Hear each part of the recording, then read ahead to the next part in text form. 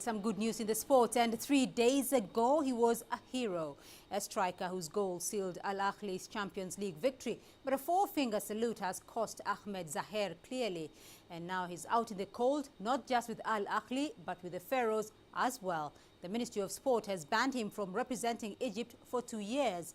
CCTV Celestine Caronet tells us more.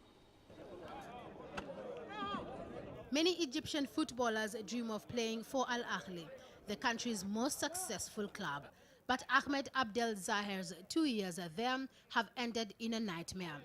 On Sunday, after scoring Al Ahly's second goal against South Africa's Orlando Pirates, Zaher dared to give a victory salute associated with the Muslim Brotherhood. His punishment: suspension. He loses his bonus for Sunday's match, misses the club's next really big game, and he's to be sold. It was actually maintaining the principles of the club, that we are against involvement of sports into politics. Zaher has apologized to the club, but that hasn't helped. The fact that he apologized is good. He's a very, very good person. So there is a contract that we should not breach, but we are putting to the public, putting to everybody, that we don't want to maintain the relationship, we don't want to maintain the agreement, and we are putting this for anyone who would like to come. At the end of the day, to sell him, you have to get the right money for him, and at the same time, you have to look for the benefit, the commercial benefit of the club. Ahmed Abdel Zaher isn't the only player in trouble for Sunday night. Iconic midfielder Mohamed Abu Trika was fined over $7,000 for failing to step up to the podium to pick his medal. Al Ahly, however, aren't worried about team discipline. You can't win the Champions League for 2 years without players, playing or having the right, amount of matches in order to achieve this great honor.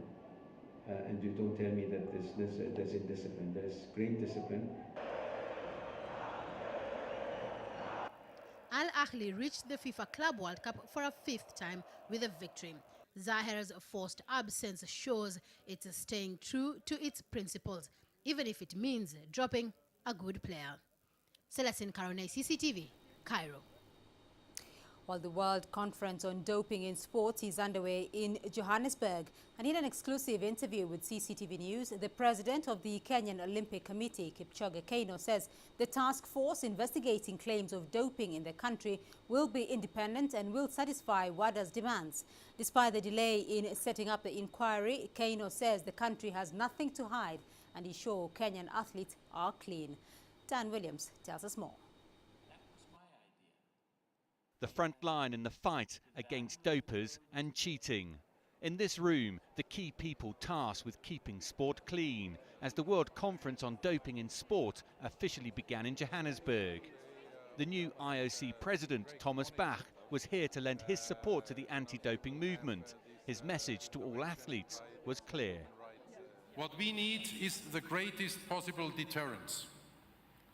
All of us gathered here in Johannesburg are united in our zero-tolerance attitude to doping. The IOC will continue to pursue this fight with great determination and clear measures. Kenya has come under pressure from WADA in recent times, following a spike in positive drug tests and a media report that claimed doping products were readily available to local athletes. WADA have been frustrated with Kenya's delay in investigating those claims, but this week Kenya confirmed a task force has now been set up. It took time, but this week we were able to do, and we're proud. We have 9 people who are going to do the investigation, and we're giving them 60 days. They will come up with an answer.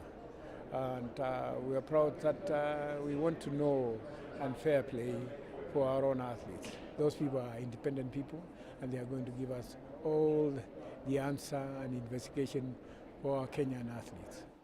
The legendary Kip Keino is the chairman of Kenya's Olympic Committee and won gold at the 1968 and 1972 Olympics. He knows perhaps more than most the importance of maintaining the country's good name and standing in world sport. We do feel that we need to have a clean reputation for our own athletes, for our own sportsmen in the country. And we should maintain, make sure our athletes are clean and fair play. I'm sure Kenya are clean because they run everywhere in the world and they are subject for testing anywhere. And even when they are in the country, they are subject for testing. There is no event which we organize without any test. The Kenya delegation say they'll happily discuss with WADA the independent nature of the investigation, and they're confident it will satisfy WADA's demands. But WADA themselves have been clear they want action, not just words, and they'll be keeping a close eye on the way the investigation is run and the conclusions it comes to. Dan Williams, CCTV, Johannesburg.